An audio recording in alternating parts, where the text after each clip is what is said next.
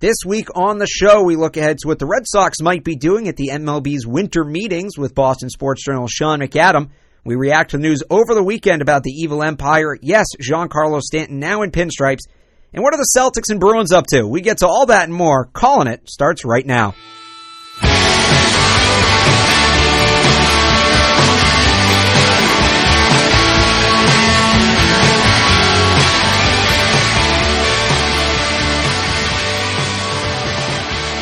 Welcome into Calling It, December 11th edition. Happy Monday to you and yours. Finally got some snow on the ground. Finally feels like winter.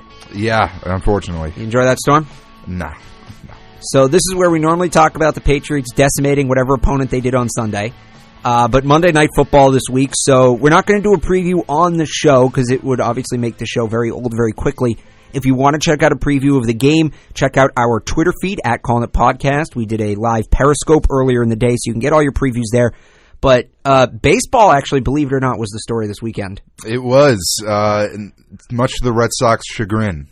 So that in the books, Stanton in the books, he's now a Yankee. The winter meetings began yesterday. They will really get into full force today in Orlando, so we will start there. We are now joined on the phone by Sean McAdam. He covers the Red Sox and the MLB for Boston Sports Journal. Sean, on his way to Orlando, have you made it to Florida yet, Sean? No, a little more than halfway there, Alex. Stopping over in Charlotte for a little bit, but should be in Orlando by about 1 o'clock this afternoon. Well, it sounds like, at least from what I'm hearing, getting ready for the Patriots game, it's 50 degrees in Florida right now, so you're not missing too much. Let's start off with the big Florida story from the weekend in Giancarlo Stanton, now a New York Yankee. And the report was that the Red Sox had no interest. Was this because Stanton didn't have interest in them, or were the Red Sox not entertaining the idea of bringing in Stanton, even if he was interested in waiving his no-trade clause to come to Boston? Yeah, I think a lot of that remains a little shrouded in mystery here. I do know that when the Red Sox initially checked in, which was about the time of the GM meetings about 3 weeks ago, I think the Marlins were in a position where they thought they had more leverage and were asking for teams to not only take on most, if not all, of the remaining $295 million, but also a package of talent in return in addition to that. And the Red Sox looking at taking on somewhere between $250 and $295 million in contractual obligations, plus having to sacrifice 2 or 3 top young players, be they, low service guys off the major league roster or high-end prospects, and throw in the possibility that Stanton has an opt-out, not the possibility, he does have an opt-out, after the 2020 season. You'd run the risk of taking on a lot of salary, giving up a lot of young talent, and only having this guy for 3 years. I think we've seen that the market changed considerably in the last 4 or 5 days, with Stanton refusing to waive his no trade to go to St. Louis or San Francisco.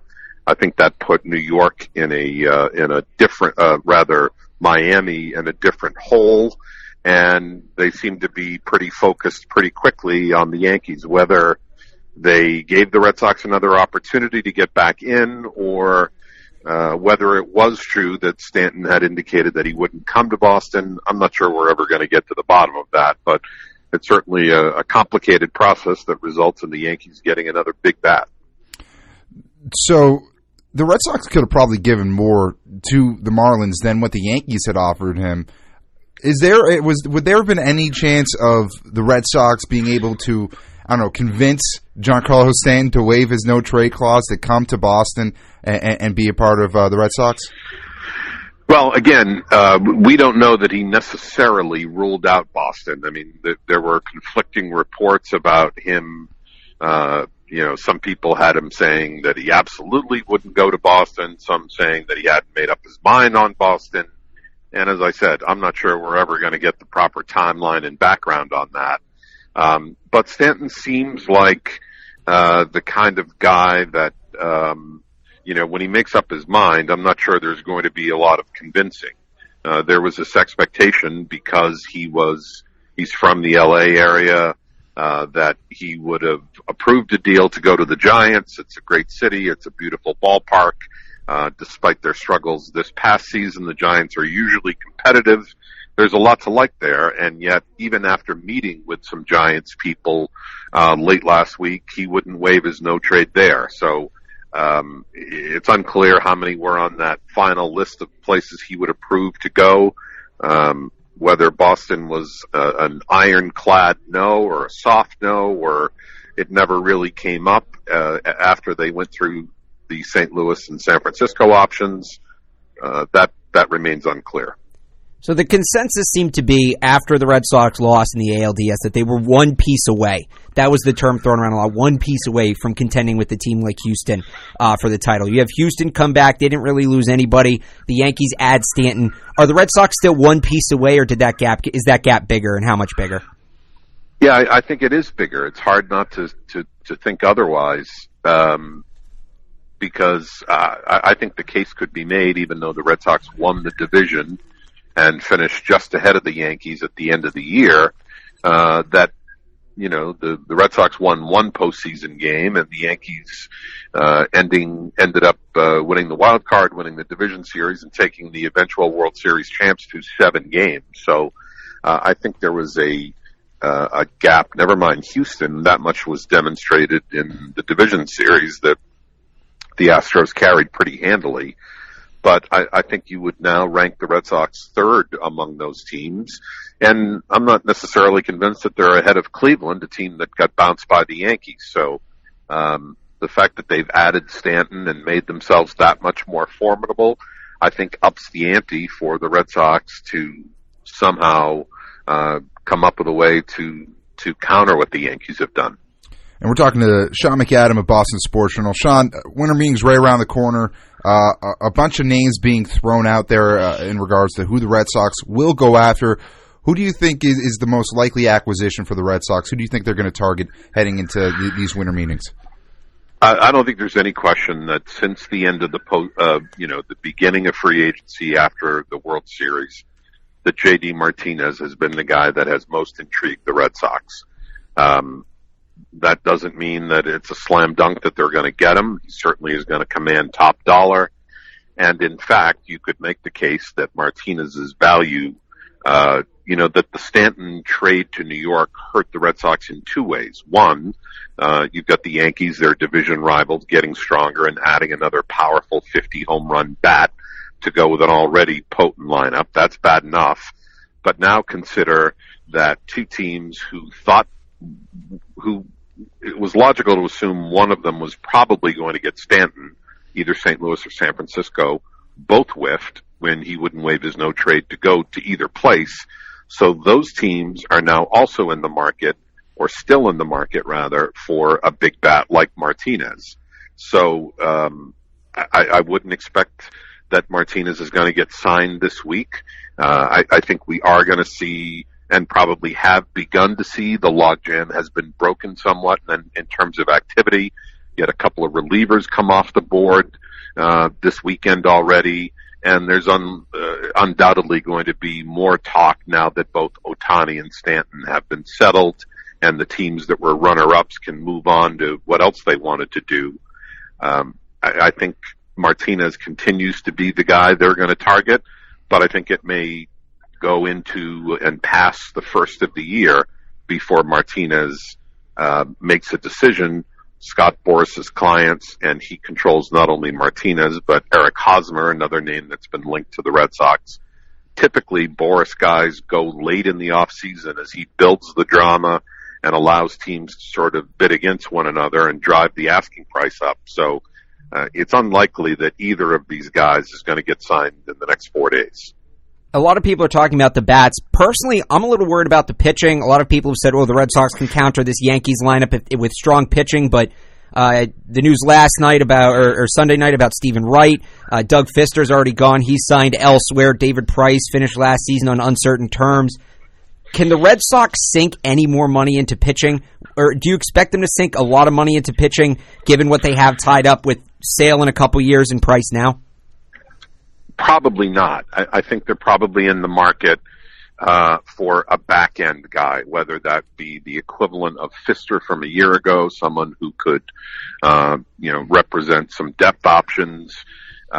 Until the Wright story broke last night, it seemed like they were assuming he had been healthy, or he is healthy. Then you have a starting five to start the year that is pretty formidable. But now with Rodriguez recovering from knee surgery, Fister gone, and Wright's status uncertain, I think it's a given that there will be some disciplinary action on the part of Major League Baseball in conjunction with the story, whether he's found guilty, whether the charges get dropped, where things go from there. We've seen in the last 2 years Rob Manfred, I think correctly, take some action against guys who are even charged with this sort of thing. So the notion that Stephen Wright is going to be available on opening day would seem to be a stretch. And yet, given the amount of money they have tied up in Sale and Price and Porcello, I don't know that they're in a position to be, going after anybody of consequence. I think it's more some back-end type guys, and not a big name. I certainly don't see them in on someone like Darvish or Arrieta, probably the two best starters on the free agent market. We're talking to Sean McAdam of Boston Sports Journal. Sean, after the whole Stanton fiasco kind of settled down, the Yankees got him, there was a lot of anger among Red Sox fans and among Boston media. Do you think that there's a feeling in the Red Sox front office that they're kind of losing this fan base, especially with the emergence of the Celtics? Well, I would imagine that's a concern. If it isn't, it certainly should be. It's very obvious to anyone who spends 5 minutes in New England that the Patriots have clearly surpassed the Red Sox in terms of fan popularity. That's something that you couldn't have imagined saying as recently as 15 or 20 years ago, but it's undeniably true now. And I think the great first 28 games or so that the Celtics have had, and the interest in Irving and Haywood over the summer may well have catapulted the Celtics over the Red Sox. And, while in a vacuum, a baseball team shouldn't necessarily be worried about a basketball team, it should be focused on what it needs to do to put the best product on the field in 2018 and compete in its own sport. We know that the competition for the leisure dollar and the sports fans' attention is an intense one with a lot at stake. And, this is a pretty PR conscious, perhaps too much so, organization. I'm sure they realize the danger in falling behind not just one, but two other pro sports teams in town. He is Sean McAdam. He will be at the winter meetings all week, so you can check out his reports on Twitter at Sean_McAdam, or you can read them on the Boston Sports Journal. Sean, thanks for taking the time. Enjoy the rest of your trip. My pleasure, guys. Thanks for having me. Callin' It is brought to you by American Broadcast Coaches, training the next generation of media talent and communicators. For more information, check out AmericanBroadcastCoaches.com.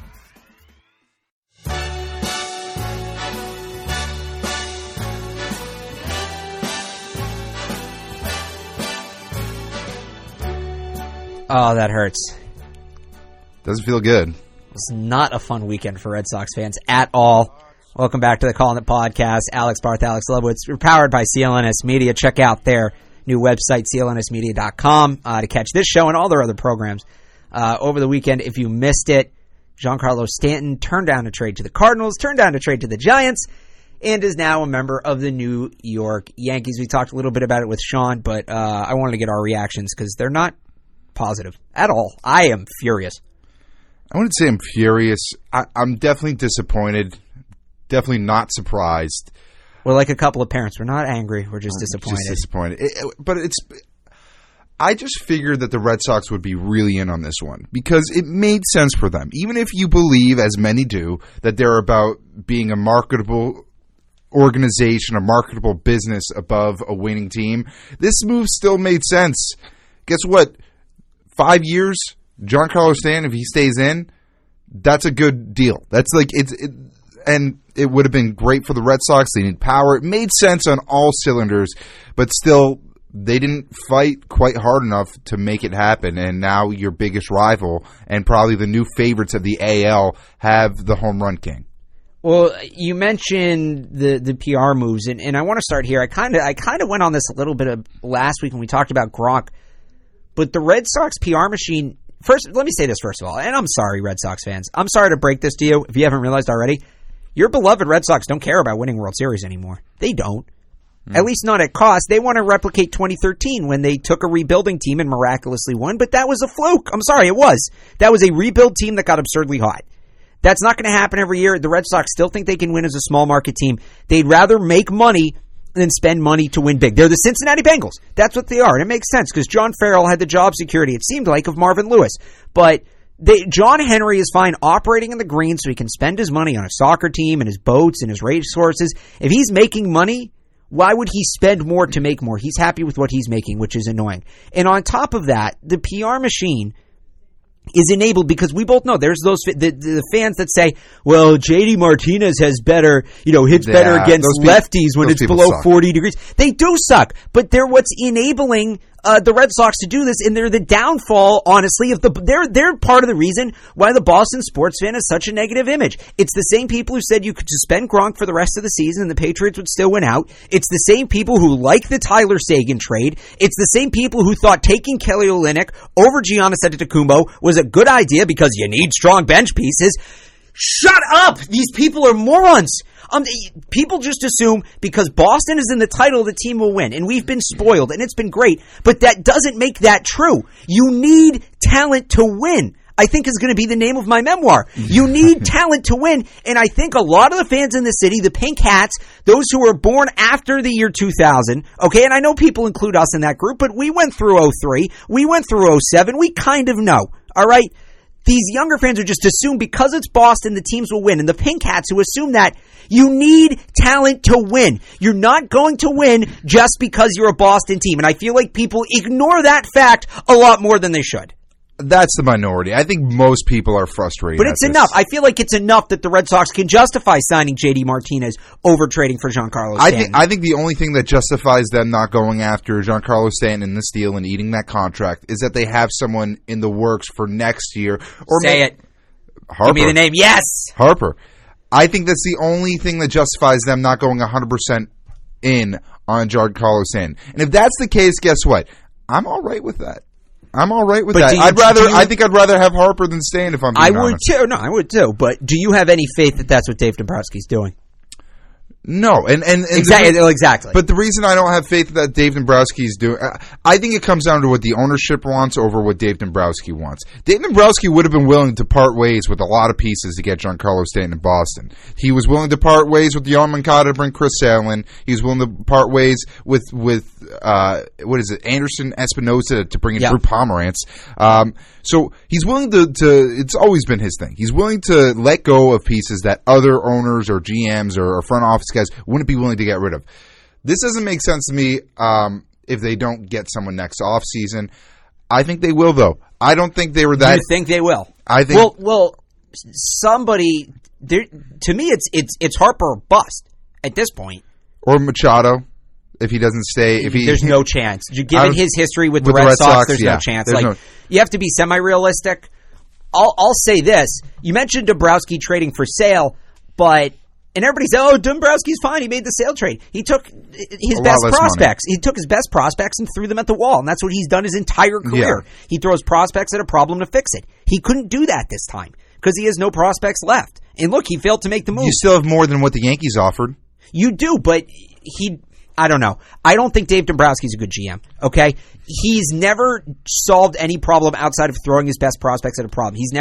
He convinced David Price to come. That's the only one. And how'd that turn out? And I don't think you're giving him enough credit. I think he's been a top 5 baseball mind in the past 15 years. What's so difficult about trading your top prospects for established talent? That's a textbook trade. Look at what he did with the Marlins. Look at what he did with the Tigers. And what he's done with the Red Sox since he's joined, I think it's a net positive, if I'm being honest. I think he gets a lot of flack for being the president of baseball operations for a team that has a very hands-on ownership group.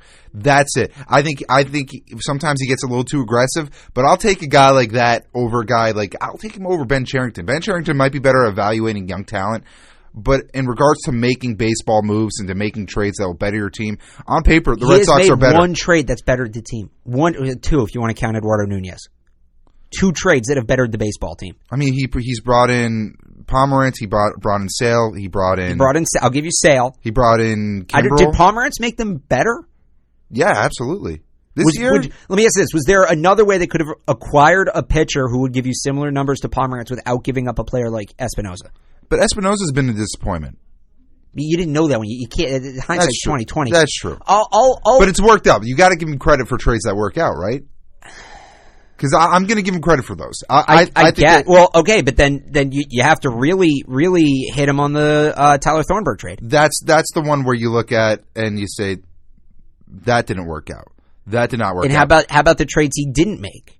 How about not getting Stanton? I'll hit him on that. How about? But again, I think this goes back to the ownership. Whatever happened with the bullpen last year? It's fault to the ownership it's too. Anti-Dombrowski not to make that trade. Like that's the type of trade he definitely makes, and he didn't make it because I don't think he had the ownership's blessing. Because it doesn't make any sense that a guy who trades away Yohan Moncada for Chris Sale and trades away Anderson Espinosa for Drew Pomerantz would not go after Giancarlo Stanton for a couple mid-level prospects. If he was that good of a GM, he could have talked ownership into it. That's part of what the GM does. That's part of what the GM is hired to. And he's also, I believe, the vice president of baseball operations, right? Dave Dombrowski? I think he's the president. The president of baseball. So it should be his job to inform the board. Look, I'm the president of baseball operations, and this is the baseball operation we need to make. Yeah. A good GM, I'm sorry, that's part of being a good GM is you need to kind of remind ownership that you're there to win games and not just to make money. Absolutely. And I think that's what we need to kind of get we have to No, this is not. I would go ownership 1, Dombrowski 2, but we don't Dombrowski know. is at fault here to an extent. I think so. We need to get to the bottom of it and see absolutely who made this decision, who had the final say. Did they really try to convince Giancarlo Stanton to come to Boston? Did they put a deal forward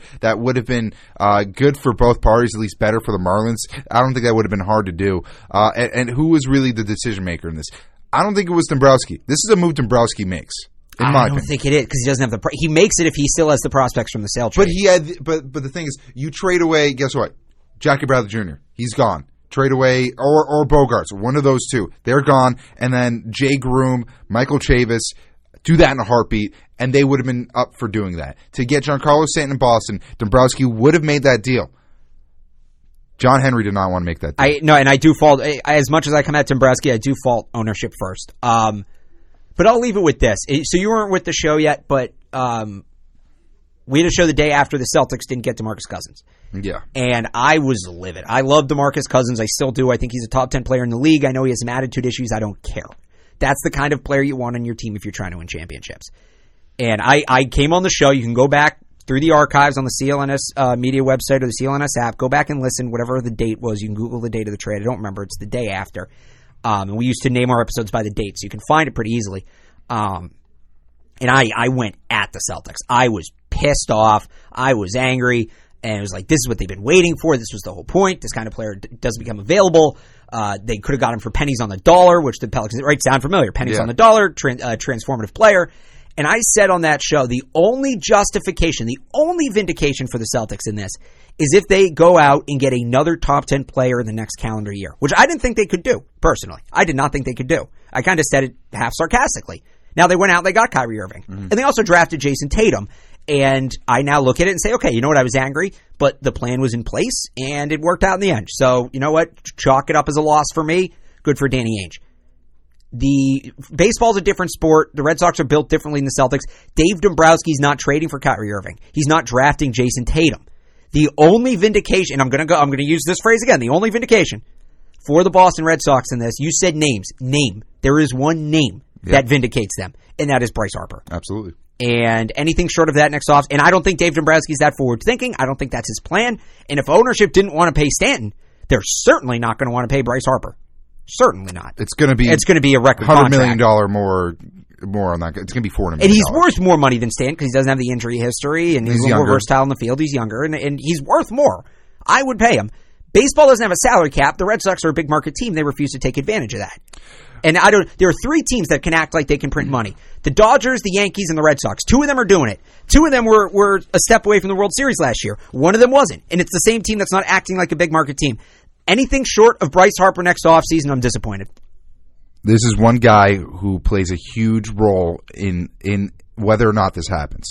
David Price. Does he opt out? Ooh. Does he have a good year and try to test the market? And does that $30 million average contract salary, does that clear the way so that you can sign a guy like Bryce Harper? I didn't even think about it that way. All right, so a lot to talk about between now and then. MLB kind of turning into the NBA, which means that's a good thing, right? We're living for the off season now, not the actual season. But we'll discuss next year whether or not Bryce Harper's a Red Sox. Can't wait. Speaking of those Celtics, they're finally starting to get a little interesting. We'll talk about that on the other side. You're listening to Calling It, powered by CLNS.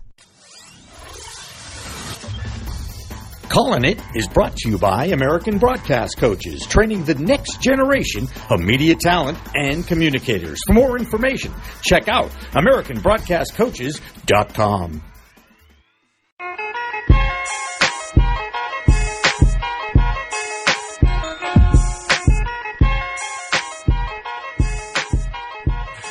Welcome back.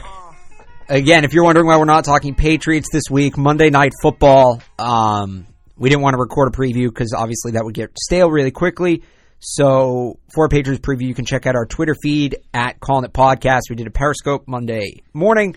If you want to go back and cold take us, if you're listening to this after the game happened, absolutely go for it. I highly encourage it. But Bruins Celtics time, and the Celtics and Bruins, we haven't given them their own segment in a while. They will soon, especially the Celtics. They got a really tough portion, maybe the toughest portion of their schedule coming up. December may be their toughest month. They've won 4 of the last 5. They're moving right along. But if you look at what they have ahead, they have some scrub teams coming up, but they have, I think it's 7 games in 9 days, Monday, Wednesday, Friday, Saturday, Monday, Wednesday. And most of those are against bad teams. That's their schedule up ahead. But after that, they do have some days off, but the opponents get harder. They've got Washington on Christmas. They've got Charlotte. They've got Houston right before New Year's, who may be the best team in the NBA right now. So it's really prove-it time for the Celtics here. First, they're going to run through some conditioning, and Brad Stevens said all their off-season conditioning kind of leads up to these couple of weeks. Mm-hmm. And then, that Houston game is going to be awesome. Oh, it's going to be a must-watch game. It's appointment viewing. Both teams, whether you like it or not, top 2 teams in their respective conferences right now.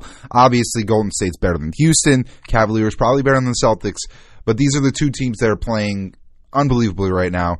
To see Harden go up against Irving, although they probably won't be guarding each other. It's going to be a lot of fun to watch. Can't wait. And then actually, I think they have Cleveland right after New Year's, a week or 2 after New Year's. Yeah, and IT might be back by then. So it's getting good. It's starting to get real good. And how about Jason Tatum? Oh. How about that kid? He is so polished offensively. He leads the NBA. And he wasn't at the draft. In 3-point field goal percentage. Yeah, it's crazy. Which is what you love to see. And if you hear Brad Stevens talk about him, part of the reason his game translates so well to the NBA level is because he's just smooth. He's just so smooth. It all looks effortless. It really does. Except when he got stuffed by the rim the other night. Yeah. But you got to love where the Celtics are at. And there are these murmurs, untradeable. I wouldn't trade Tatum for anybody. You start hearing that. I think that's a little over the top.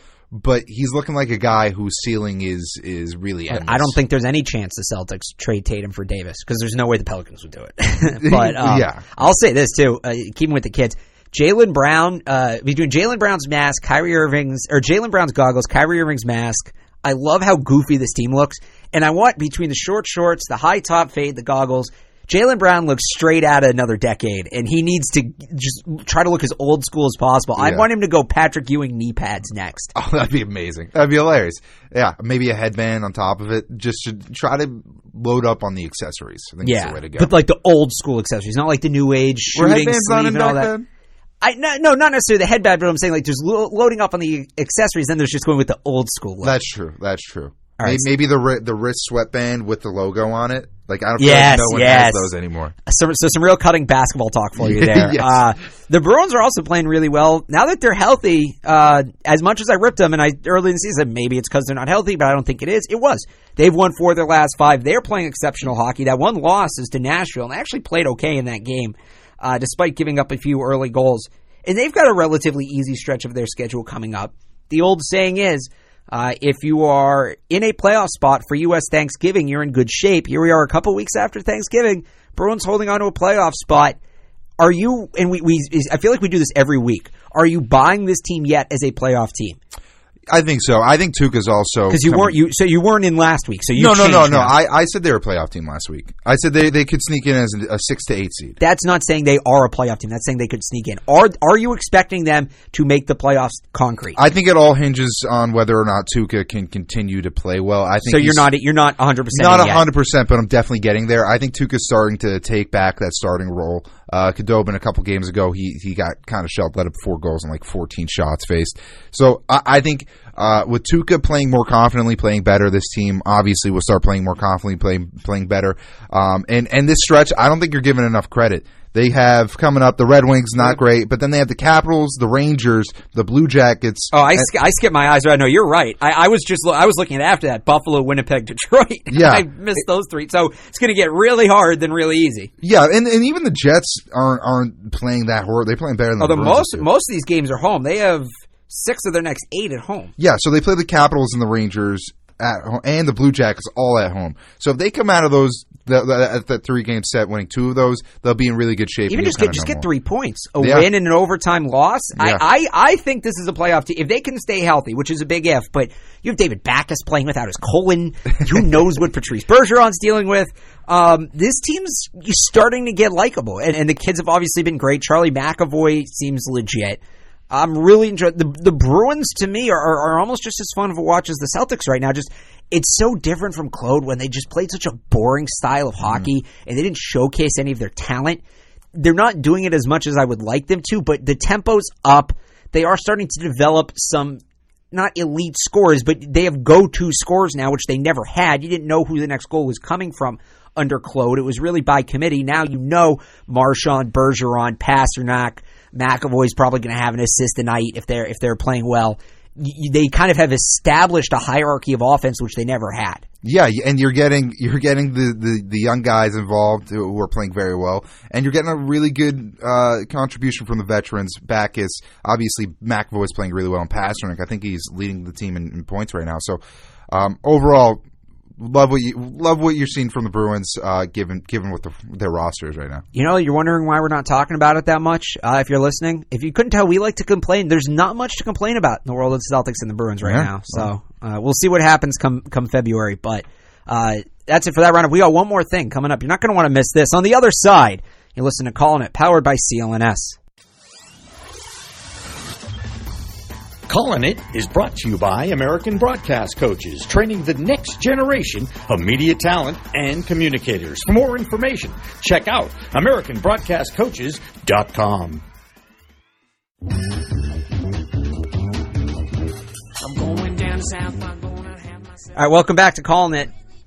One of our favorite shows. Me and Leibowitz both wrapped up its 21st, right? 21st season. 21st season during the week, that being South Park. And they've switched to more of a, what's the term? A serialized version. Yeah. Not as much this season. They kind of went back to the individual episodes, but I thought another great season. It kind of hit a lull before they went to the serialized ones. And I think they did a great job this year. I thought it was meh to start, but I think the last 2 episodes were the best 2 episodes of the season. Specifically, the second to last episode. The second to last one was amazing. Was one of the funniest South Park episodes I've seen in years. With PC Principal falling in love, Mr. Mackey falling. Spoiler alert, Mr. Mackey. Yeah, spoilers on this whole thing. Yeah, Mr. Mackey falling in love as well. I'm sure there's people sitting on the edge of their seat for the plot of South Park. Yeah, Hootie and the Blowfish playing in the background. They brought that back a little bit this past week. But now wait, you don't like Hootie and the Blowfish, right? I think they're just. Ugh. See, I got so happy when because I love Hootie. I think Hootie and the Blowfish is the most underrated band. There was that thing going around on Twitter last week, most underrated and overrated band. I had Hootie as my most underrated. By the way, Grateful Dead, most overrated. Deal with it. I would agree with Grateful Dead. Underrated, Hootie and the Blowfish. Yeah, I love Hootie. It's such good, relaxing, chill music. Yeah, I don't know if I'd agree with that. I think Hootie and the Blowfish are pretty much right where they're supposed to be. But back to South Park. Yeah, it was not because South Park is very political, so we'll try to avoid that. I love how South Park goes about, political commentary and societal commentary. No, it's in my opinion, you're not going to get much better satire from a TV show than South Park. And it's kind of because I'm really against victimhood mentality. I feel like a lot of people have that, and a lot of people have it rightfully so. There are a lot of people who have it who don't really have a claim. And I feel like it touched on that very well. Touched on Trump voters, kind of everything that we're dealing with, and it brought the White family. Yes, in the last episode, the whites, it's just stuff like it's so simple, and you don't you think of it as obvious, but nobody's done it yet, and it's really funny. It's the way they go about it, right? The way they go about just breaking things down to the simplistic form. There's so many shows that are satire, but they want it to be deep. Like you have to think about it to figure it out. And South Park's like, nope, this is what it is. This is the joke we're trying to make. We're going to beat you over the head with it. And they touch on it in one of the best South Park episodes of all time is Trapped in the Closet. R. Kelly, and it's kind of like that's the peak of it. Is they're just going to beat you over the head with the same joke. There's I hate when I watch a show and everybody's like, "Oh, this was a great message." I'm like, I didn't really get it. Yeah. It didn't seem that way to me. You're never going to have that with South Park. Yeah, I mean, sometimes they try. I feel like they get a little bit too. What's the word? Too cute with it, trying to connect things that might not be able to be connected. They do that once in a while, but the past 2 weeks, I think they touched on it in a great way. And you know what? In a day and age where politics is so tied in with comedy, specifically Trump, and we talked about this before he went on, the way they depicted Trump as Mr. Garrison, right? It's original. No one else has done that, and it's not preachy. It's just it's funny. It's an actual character in the show. Not just that. I love Garrison. As Garrison has always been one of my favorite characters. Oh yeah. Before the Trump thing, and I don't think.